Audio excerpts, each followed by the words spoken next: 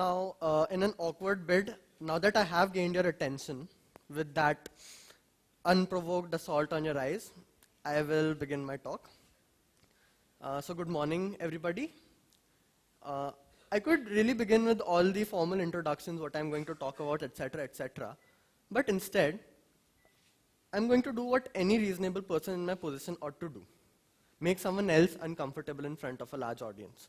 So, and we're going to play a game. The game we're going to play is called the 2-4-6 task. But that will turn out, as you'll soon see, one of the most uncreative names in the history of names and uncreative things. So instead, I'm going to name it something a bit more original and exciting. Just kidding. So this will, what we're going to do is a game, and here are the rules, all right? So I have a mathematical rule in mind, a pattern. It can be anything from the simple to the complex. Even numbers, odd numbers, consecutive integers, primes, anything.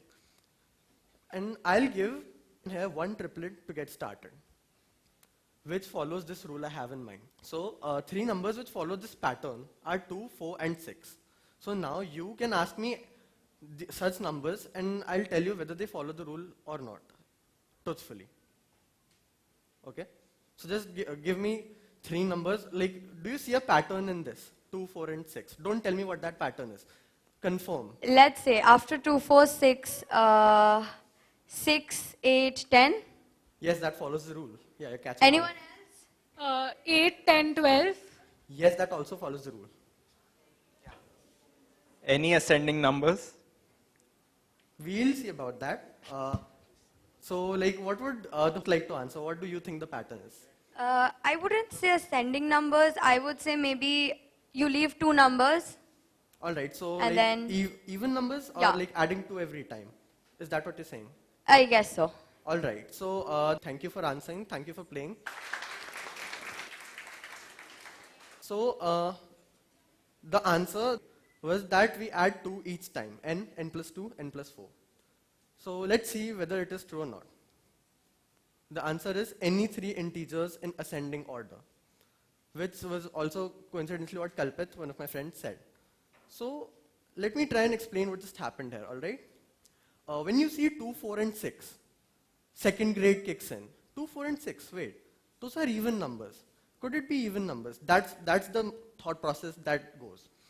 And while it is true that they are even numbers, there is another pattern which fits the bill, the ascending numbers. But we fail to notice it because 2, 4, 6 immediately grabs our attention. After that, every sequence we try, we just confirm our hypothesis that the answer is even numbers. And this is a little something called the positive bias.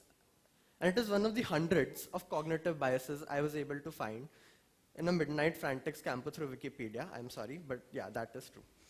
So this points to a deeper problem, the problem of cognitive biases.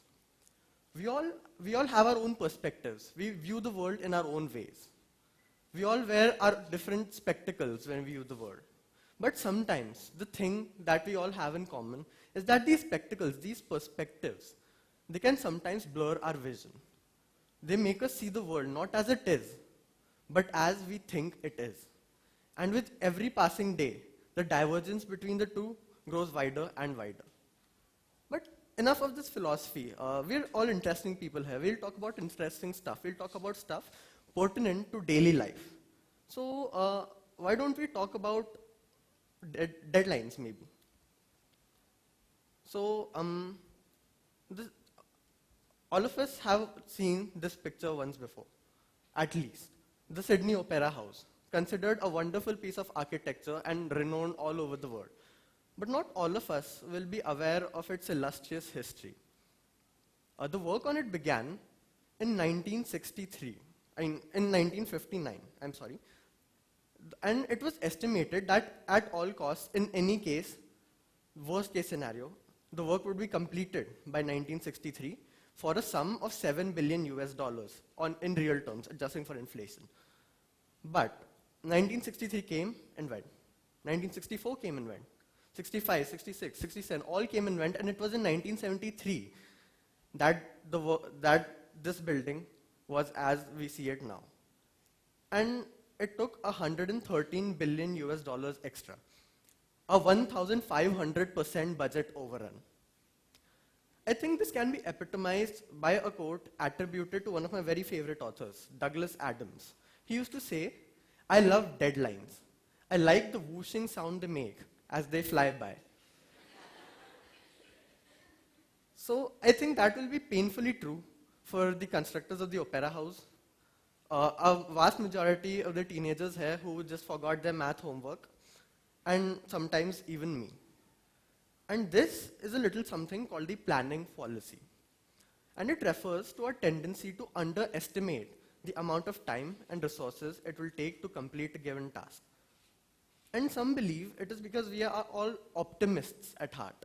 When we imagine the future, we don't imagine the bleak alternate Game of Thrones reality it could become. We don't see it that way.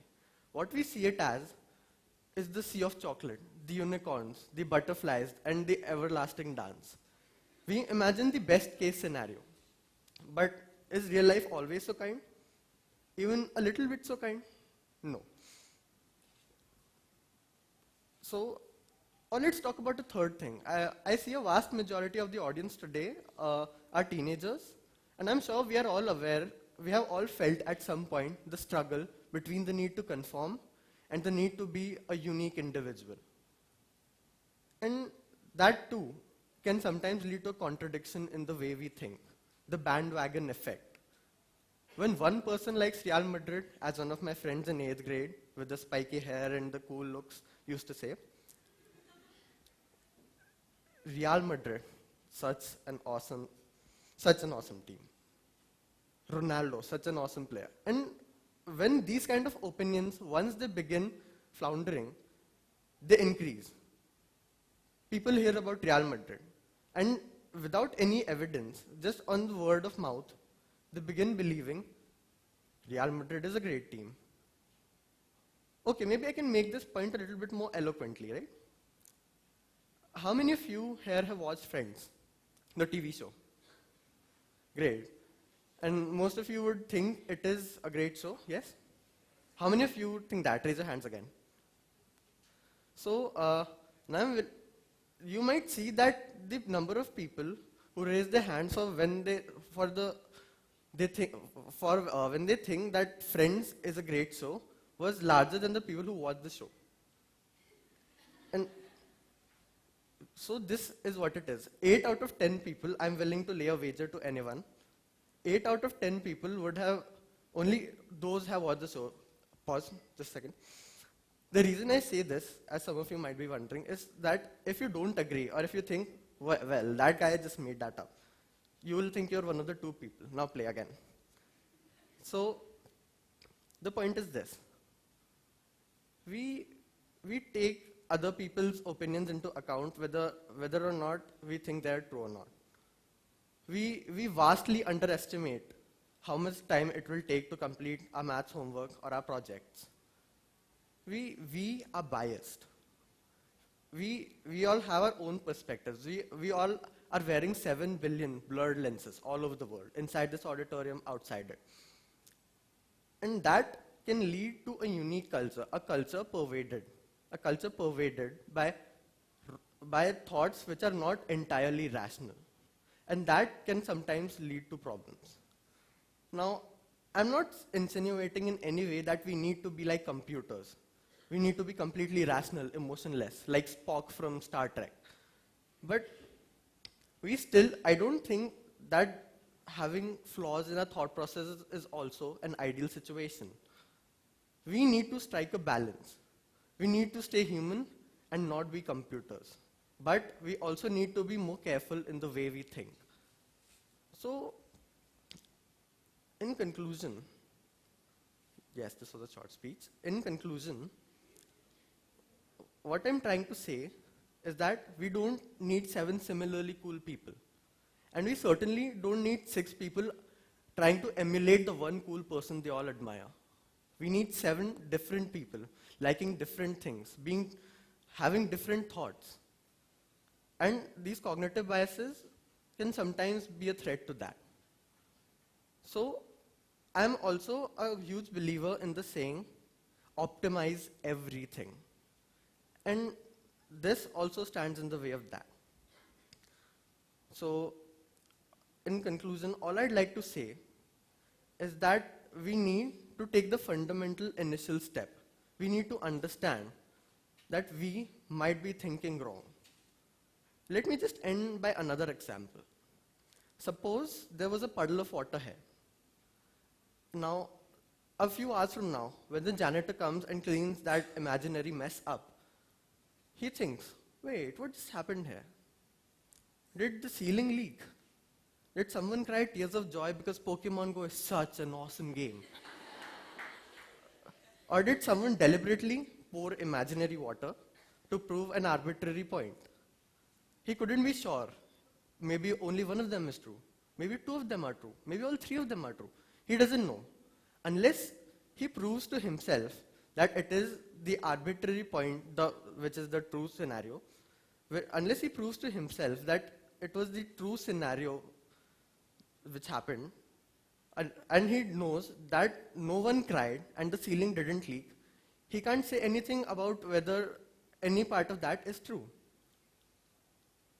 And that is also a positive bias.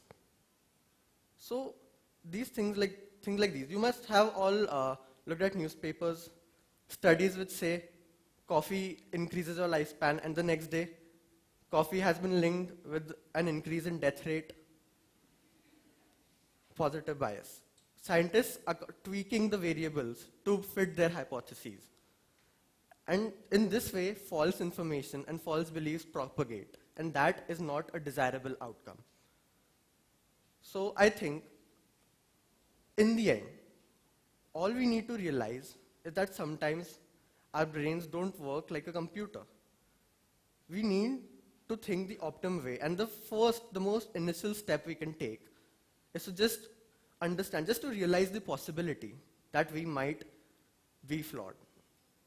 Thank you, and that is an idea about spread.